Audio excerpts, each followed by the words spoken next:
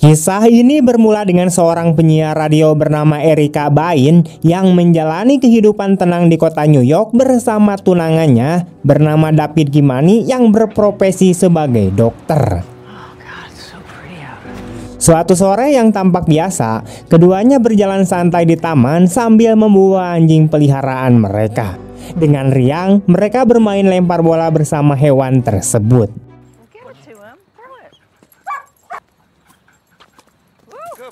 Namun, suasana bahagia itu mendadak berubah ketika anjing itu berlari masuk ke sebuah terowongan dan menghilang dari pandangan. Saat Erika dan David sedang asik berbicara sambil mencarinya, mereka mendengar suara gonggongan dan segera masuk ke dalam terowongan. Mereka memang menemukan anjing tersebut, tetapi ternyata mereka tidak sendirian. Dari kegelapan muncul 3 pria, salah satunya merekam kejadian itu dengan kamera. David dengan tegas menuntut agar anjing mereka dikembalikan, namun situasi semakin memanas. Ketiga pria itu mengepung mereka, mengejek lalu mulai bertindak kasar. Hey, you're hurting him. Give me the dog. I haven't got much money. You can have whatever I've got. Oh, baby.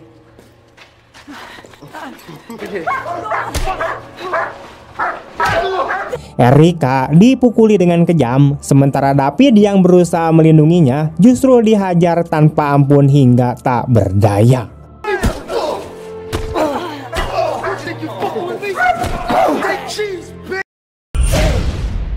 Sang wanita dilemparkan dengan keras ke tembok dan mengalami luka serius, sedangkan David kehilangan nyawanya akibat penganiayaan yang brutal tersebut. Erika kemudian jatuh koma dengan tubuh penuh luka, meninggalkan trauma mendalam. Sementara itu di tempat lain, 2 detektif bernama Mercer dan Vitale sedang menyelidiki kasus lain di kamar mayat. Awalnya, kasus tersebut diduga sebagai bundir. Saat hendak berbicara dengan anak korban, mereka justru dihadang oleh ayah tiri yang sadis yaitu Mr. Moller yang ingin membawanya pulang. Detektif Mercer menolak permintaan tersebut sebab sikap pria itu menimbulkan kecurigaan. Baginya, gadis itu bisa menjadi saksi penting. Minggu-minggu berlalu hingga akhirnya Erika sadar dari komanya. Kondisinya makin lemah ketika ia mendapat kunjungan dari ibu David yang memberitahukan kenyataan pahit bahwa pemakaman David telah berlangsung tanpa kehadirannya. Kabar itu tentu saja menghancurkan hatinya.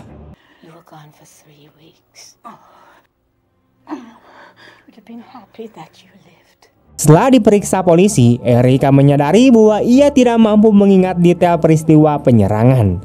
Ia kemudian diizinkan pulang ke apartemennya. Namun di sana, rasa takut membuatnya enggan membuka pintu atau berinteraksi dengan orang lain. Dengan usaha keras, Erika akhirnya berani datang ke kantor polisi untuk menanyakan perkembangan kasus. Namun, ia hanya menerima jawaban umum dari petugas piket bahwa semua harus menunggu giliran. Rasa frustasi dan kecewa membuat Erika kehilangan harapan. Ia memutuskan menjaga keselamatan dirinya sendiri. Erika mendatangi sebuah toko senjata, tetapi diberitahu bahwa pembelian resmi hanya bisa dilakukan setelah masa tunggu 30 hari.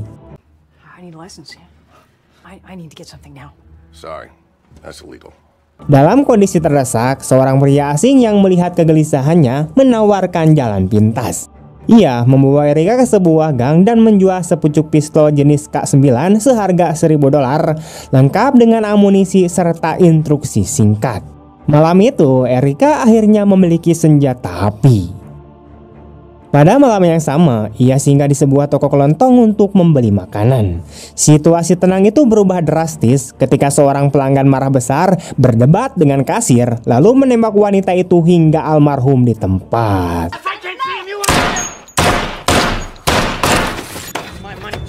Erika berusaha bersembunyi di antara rak, tetapi telepon genggamnya berbunyi dan membocorkan keberadaannya. Pria bersenjata itu mulai mencari saksi dan saat ia mendekat, Erika spontan mengeluarkan pistol dan menembakkan 3 peluru.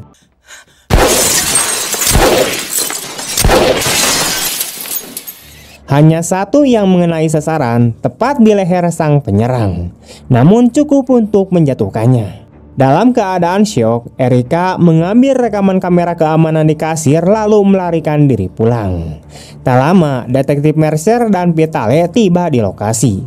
Mereka menyadari bahwa tidak ada barang yang dicuri, di mana itu rekaman yang hilang dan hanya satu tembakan yang mengenai sasaran.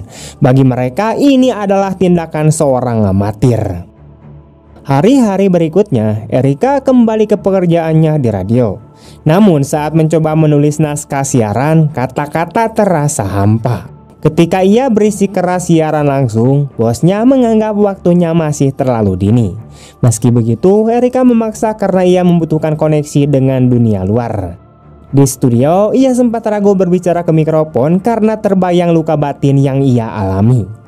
Akhirnya ia meninggalkan naskah dan berbicara dari hati, mengaku bahwa kota New York yang dulu ia cintai kini hanya memunculkan rasa takut. Ucapannya menyentuh banyak pendengar, termasuk detektif Mercer yang kebetulan sedang mengemudi dan mendengar siaran itu. I never understood how people live with fear. I always believed the fear belonged to other people, weaker people. And then it did. Pada malam hari, Erika mendatangi kembali terowongan tempat David tewas. Ia termenung hingga larut malam, merenungkan kehilangan yang dialaminya. Dalam perjalanan pulang naik kereta, ia menyaksikan dua pria muda yang merampas pemutar musik dari seorang penumpang, lalu mendorong korban bersama seorang pria tua keluar dari gerbong. Erika yang masih di dalam kereta menjadi target pelecehan verbal berikutnya. Kedua pria itu mendekatinya sambil tertawa dan mengejek, bahkan salah satunya mengeluarkan pisau. Tanpa ragu, Erika menarik pistol dan melepaskan 4 tembakan tepat sasaran, menewaskan keduanya seketika.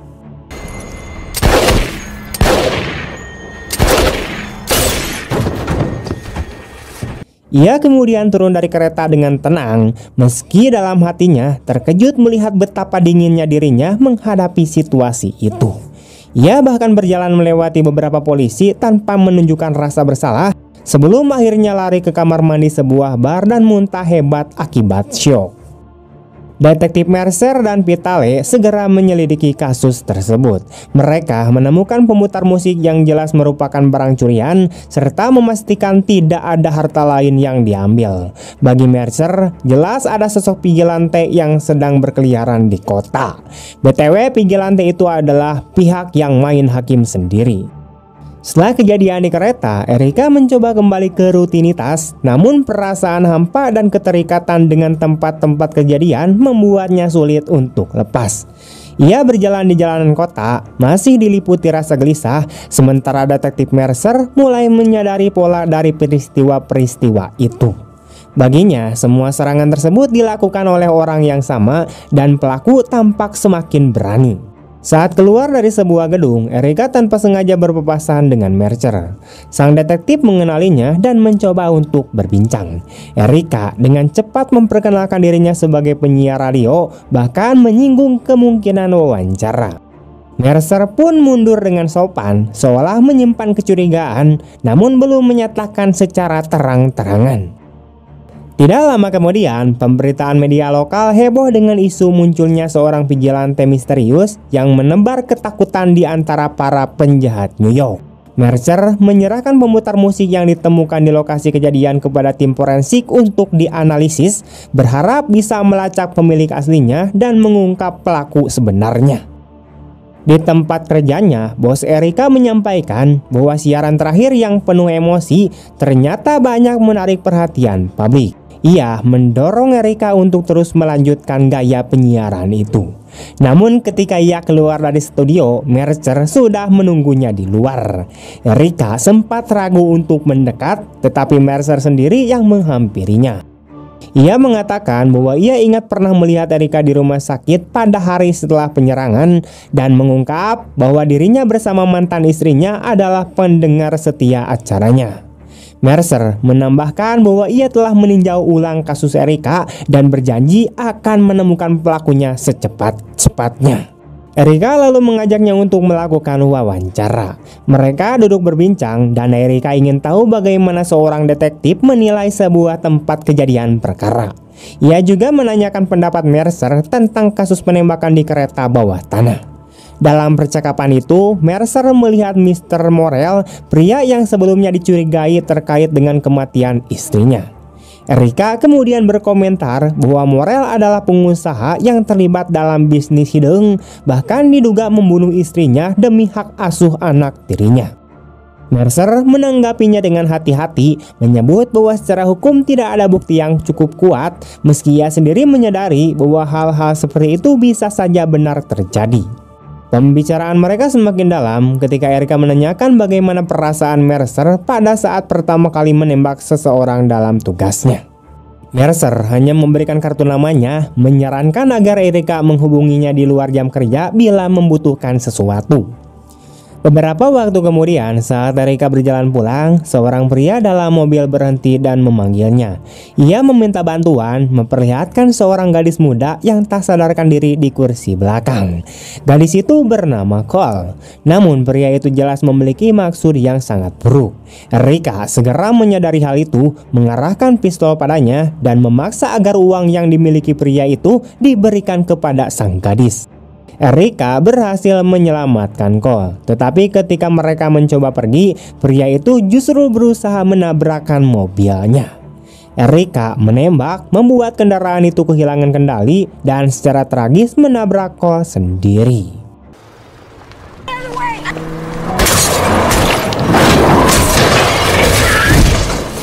Terkejut dan panik, Erika segera menghubungi polisi, lalu bersembunyi dari kejauhan saat tim medis datang dan mengevakuasi Cole yang terluka. Saat kembali ke apartemen, ia berpapasan dengan tetangganya. Wanita itu menyadari ada noda darah di wajah Erika, tetapi alih-alih bertanya, ia hanya memberikan nasihat sederhana, selalu tahu membedakan mana yang benar dan mana yang salah.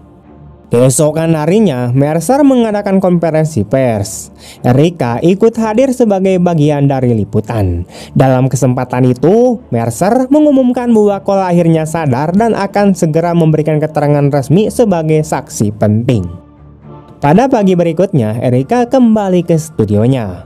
Bosnya menjelaskan bahwa kali ini acara radio akan dibuat interaktif dengan menerima telepon dari pendengar, termasuk dari seorang narapidana bernama Collins. Erika merasa format tersebut kurang tepat, tetapi bosnya berisik keras. Selama siaran berlangsung, banyak pendengar menelepon. Mayoritas menanyakan dukungan kepada sosok vigilante yang menjadi buah bibir di media, bahkan ada yang mengaku-ngaku sebagai dirinya. Tekanan batin membuat Erika semakin dihantui rasa bersalah. Tersiksa oleh perasaan itu, Erika berniat untuk mengaku. Ia pergi ke kantor polisi, namun ketika hampir sampai, niatnya goyah dan ia urung melakukannya. Sebagai gantinya, ia menghubungi Mercer untuk berbicara. Namun tanpa disadari, langkah kakinya membawanya ke dekat gedung tempat Morel berada. Saat masuk ke lift, ia justru berhadapan langsung dengannya.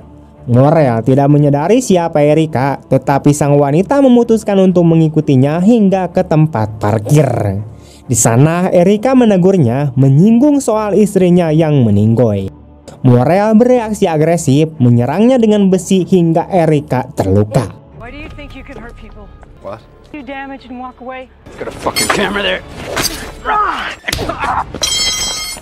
Dalam perkelahian singkat, Erika berhasil mendorongnya hingga terjatuh dari ketinggian dan tewas. Berdarah-darah, Erika kembali ke apartemen. Tetangganya melihat kondisinya dan segera membantu. Sambil merawat lukanya, Erika mengaku bahwa ia telah membunuh seseorang. Tetangganya tidak mengetahui detail sebenarnya, namun ia berasumsi bahwa tindakan Erika mungkin terpaksa untuk dilakukan. Ia pun membantu membersihkan noda darah tanpa mengajukan banyak pertanyaan. Di sisi lain, Mercer merenungkan berbagai detail yang ia dapatkan. Ia teringat pada suara lift dalam panggilan telepon Erika sebelumnya. Namun, ia tetap tenang seolah memilih menyimpan kecurigaan itu sendiri. Mercer lalu mengajak Erika untuk menemaninya ke rumah sakit untuk mendengar langsung kesaksian Cole. Saat di ruang rawat, Cole terlihat gelisah begitu melihat Erica. Ia jelas mengenali wanita itu, tetapi ketika Mercer menanyakan apakah ia sempat melihat seseorang malam kejadian, Cole menjawab tidak, seakan sengaja melindungi si Erica. Dalam perjalanan keluar, Mercer menanyakan alasan Erica meneleponnya pada malam sebelumnya. Erica hanya menjawab singkat bahwa ia tertidur. Tak lama, penyelidikan menemukan pemilik asli pemutar musik yang dirampas di kereta. Ia menyatakan hanya melihat seorang pria tua dan seorang wanita berada di dalam gerbong saat itu. Ketika polisi mencoba membuat sketsa wajah berdasarkan deskripsi samar itu, hasilnya justru menyerupai wajah yang cukup terkenal. Mercer hanya berkomentar bahwa hal seperti itu wajar terjadi dalam investigasi. Di apartemennya, Erica berusaha menata kembali hidupnya. Namun Mercer datang dengan membawa sebuah cincin, menjelaskan bahwa cincin itu ditemukan saat mereka menangkap kekasih seorang tersangka yang mencoba menggadaikannya. Mercer meminta Erica untuk datang ke kantor dan mengidentifikasinya. Awalnya Erica menolak, tetapi akhirnya setuju. Saat menghadiri sesi pengenalan tersangka di kantor polisi, Erica langsung mengenali salah satu pria sebagai pelaku penyerangan dirinya. Namun dengan tenang, ia berkata tidak mengenalnya lalu meninggalkan tempat itu. Mercer sempat menyusulnya ke lift, kemudian mengajaknya untuk makan. Dalam percakapan tersebut, Mercer menyampaikan informasi baru mengenai kasus Morel, sekaligus mengingatkan bahwa meski ia bersimpati pada Erica, secara profesional ia tetap bisa menjadi salah satu target penyelidikannya. Ucapan itu membuat suasana menjadi canggung hingga Erica meninggalkan Mercer dengan hati yang kembali dipenuhi amarah dan dorongan balas dendam. Berbekal tekad, Erica mulai mendatangi toko-toko gadai untuk mencari wanita yang pernah mencoba menjual cincinnya. Sementara itu, Mercer meminta seorang rekannya untuk melacak ponsel Erica pada malam kematian Morel, dan hasilnya menunjukkan bahwa Erica memang berada di gedung tersebut. Pada akhirnya, Erica berhasil menemukan wanita yang dicari. Untuk memastikan, ia menelepon ponsel wanita itu dan mengikutinya sampai ke apartemen. Di sana, Erica memaksa agar ia memberitahu keberadaan pacarnya. Wanita itu menolak, bahkan mengaku tahu apa yang telah terjadi pada Erica serta tidak ingin bernasib sama. I got your number from the pawn shop. You had my ring. Phone number. No! Tell me where it is! That shit can't happen to me. I saw what they did to you. Erica kecewa dan pergi, tetapi tak lama ia menerima pesan dari wanita itu berisi permintaan maaf disertai alamat dan sebuah video rekaman serangan di terowongan. Melihat kembali bukti nyata tentang kematian David membuat Erica hancur. Ia menangis, kemudian mengirimkan pesan terakhir kepada Mercer menyertakan video itu sebagai bentuk perpisahan. Menyadari situasi berbahaya, Mercer segera bergerak untuk menghentikannya. Erica kemudian tiba di lokasi yang disebutkan. Dengan hati-hati, ia masuk dan menemukan ketiga pria yang telah menghancurkan kehidupannya, bahkan melihat anjing peliharaannya masih berada dalam genggaman mereka. Tanpa ragu, ia menembak pria yang memegang anjing itu, membuat yang lain panik dan kabur kucar-kacir. Want some? I want my dog back. Go! Hey, buddy. You remember me? Erica bersembunyi lalu menembak salah satu dari mereka ketika ia lewat tepat di punggungnya. Who's the bitch now? Kini hanya tersisa pria terakhir, pelaku utama pembunuhan David.